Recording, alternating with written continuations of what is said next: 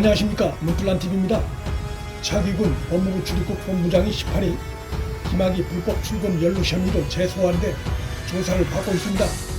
차기군은 검사 이규원이 작성한 불법 출금 요청서를 승인한 장본인입니다. 따라서 조만간 이규원도 재소환돼 조사받을 것이 예상됩니다. 법조계에선 차기군 이규원에 대한 영장 청구가 임박했다는 얘기가 나오고 있습니다. 검사 이규원은 김학의 불법 출금 사건, 윤갑근 전 고검장에 대한 JTBC의 허위 보도 사건, 윤석열 총장에 대한 한겨레의 대형 오보에 공통적으로 등장하는 인물입니다. 그러나 김학의 불법 출금 사건이 터지기 전까지만 해도 검사 이규원의 그간의 수상한 행적에 대해선 자세한 내용이 언론에 알려지지 않았었습니다. 지난 3일 서울중앙지법은 윤갑근 전 고검장의 김학의 연루소를 보도한 JTBC와 취재 기자에게 총 7천만 원의 배상 판결을 했습니다. 그런데 JTBC가 보도의 근거로 주장한 2019년 검찰 과거사 진상조사단의 면담 보고서가 바로 검사 이규원이 작성한 문건이었습니다. 법원은 이 문건의 내용이 허위라고 판단했습니다. 한겨레 신문의 일면 사과로 이어진 윤석열 검찰총장 별장 접대 오보의 근원도 이규원이 작성한 면담 보고서였습니다. 한겨레의 사과를 받은 윤 총장은 이규원 검사를 따로 고소하지 않았지만 윤갑근 전 고검장은 이규원 검사를 명예훼손 혐의로 고소해 김학의 불법 출금 사건과 별개로 현재 서울중앙지검에서 수사가 시작됐습니다. 공교롭게도 이 수사를 담당한 형사 1부장이 바로 변필건 부장검사로 이성윤 지검장에게 한동훈 검사장에 대한 무혐의 보고서를 수차례 건의했던 바로 그 인물입니다. 변필건 부장검사는 윤갑근 전 고검장이 이미 2년 전에 고소한 사건이 자신의 전임 수사 책임자였던 정진웅 광주지검 차장검사에 의해 캐비넷 속에서 오랫동안 잠들어 있던 것을 발견하고 이상하게 여겨 최근 사건 관련자들을 차례로 소환해 조사를 벌여나가고 있습니다.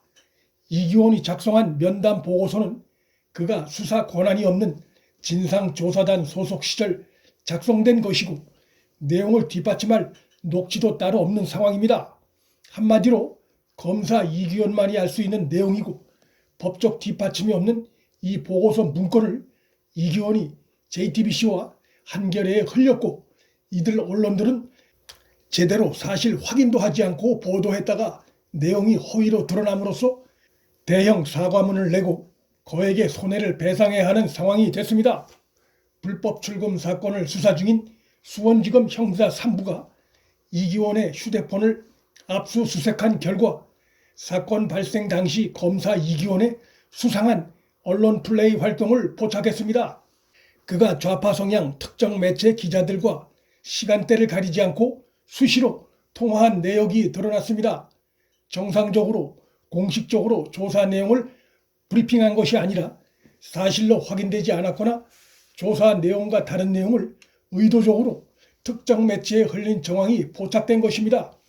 언론에 보도가 나간 시점은 윤석열 총장이 조국 수사로 현 정권과 불편해진 이후였다는 점에서 또 좌파 성향 언론의 보고서 내용이 집중적으로 흘려졌다는 점에서 특정 세력에 의한 수상한 언론 플레이가 의심됩니다. 검사 이규원이 왜 윤석열 총장과 윤갑근 전 고검장을 의미하는 내용의 보고서를 언론에 흘린 것인지는 수원지검과 서울중앙지검 두 곳에서 수사가 진행 중인 만큼 머지않은 시점에 도대체 왜 그런 허위 보고서를 작성한 것인지 자세한 진상이 밝혀질 것이 기대됩니다. 불법 출금 사건을 수사 중인 수원지검 형사 3부가 최근 이규원을 피의자 신분으로 소환해 1차 조사를 벌였는데 그 과정에서 베일에 가려져 있던 이규원의 배후를 유추해 볼 수 있는 중요한 정황이 발견됐습니다. 수원지검 형사 3부가 이규원이 작성한 윤중천 면담 보고서에도 관심을 기울이는 이유는 윤중천이 김학의 전 차관과 한 고위 검찰 간부에게 수천만 원을 줬다고 진술한 내용이 면담 보고서에 기록되어 있기 때문입니다. 이규호는 자신이 작성한 이 면담 보고서 내용을 이용해 법무부 검찰과거사위에서 뇌물 혐의로 수사 의뢰 예정이라고 적고 가짜 사건 번호와 가짜 내사 번호를 만들어 김학의에 대한 불법 출금을 실행에 옮긴 사실이 드러났습니다. 허위 내용이 기록된 면담 보고서를 근거로 가짜 출금 요청서를 만든 셈입니다. 그런데 불법 출금 사건 발생 당시 이규원과 밀접하게 연동돼 움직인 인물이 드러났습니다. 바로 이성윤 현 중앙지검장이고 당시 대검 반부패 부장입니다. 이성윤은 동부지검장에 전화해 이규원의 가짜 내사 번호를 승인해 줄 것을 요청했다가 퇴짜 맞은 바 있고, 뿐만 아니라 김학의 출금 과정에서 이규원의 불법 혐의를 포착한 당시 안양지청 수사팀이 이규원을 수사하려고 하자 이에 제동을 걸었던 것도 바로 이성윤이 책임자로 있는 대검 반부패였습니다. 이성윤이 최종 책임자란 점에서 결국 이성윤이 수사에 제동을 건 혐의가 매우 짙습니다. 이런 정황을 봤을 때 이성윤, 이규원 두 사람의 관계는 보통의 관계가 아닌 것으로 추정할 수 있습니다. 검사 이규원은 수원지검 소환조사에서 김학의가 출국 심사대를 이미 통과한 상태에서 자신이 만든 허위 출금 요청서가 도달됐기 때문에 불능미수였다는 논리를 폈습니다. 허위 공문서 작성은 어쩔 수 없이 시인하면서도 자신이 만든 문건이 김학의 출금에 결정적인 영향을 미친 것이 아니라는 논리입니다.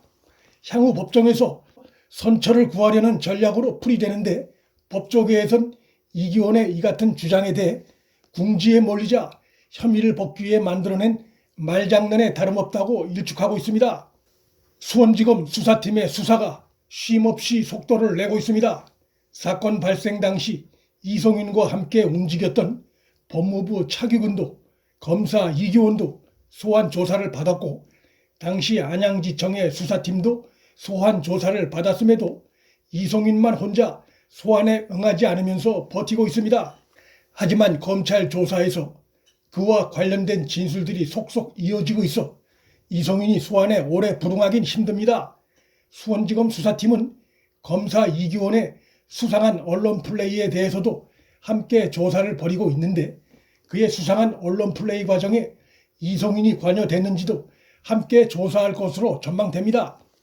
법무부 차기군 본부장이 1차 조사 이틀 만에 재소환된 점을 감안할 때 피의자 신분으로 조사를 받은 이규원도 곧 재소환될 가능성이 크고, 그렇게 되면 이들에 대한 구속영장 청구가 본격 검토될 것으로 전망됩니다. 이규원이 구속되거나 기소되면 그의 배후 인물로 활동한 이성윤은 빠져나가기 어렵습니다. 수원지검 수사의 칼날이 이성윤의 턱밑까지 접근한 상태입니다. 문틀란TV 여기서 마칩니다. 구독과 좋아요, 방송 공유는 방송 제작에 큰 힘이 됩니다. 시청해 주셔서 감사합니다.